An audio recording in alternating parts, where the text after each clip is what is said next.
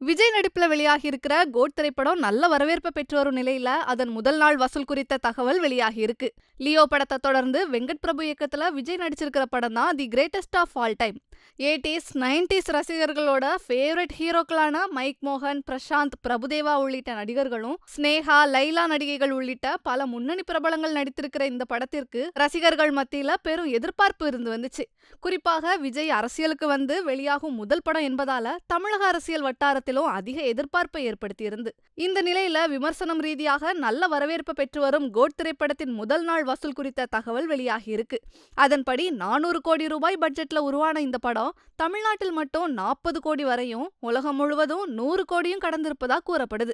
ஆந்திரா, தெலுங்கானா உள்ளிட்ட மாநிலத்துல ஏற்பட்ட மழை வெள்ளத்தினால வசூல் சற்று குறைஞ்சிருக்கிறதா கூறப்படுது. லியோ திரைப்படம் வெளியான முதல் நாளிலேயே 148 கோடி ரூபாய் வசூலிச்சதா படக்குழுவினரே அதிகாரப்பூர்வமா அறிவிச்சது குறிப்பிடத்தக்கது.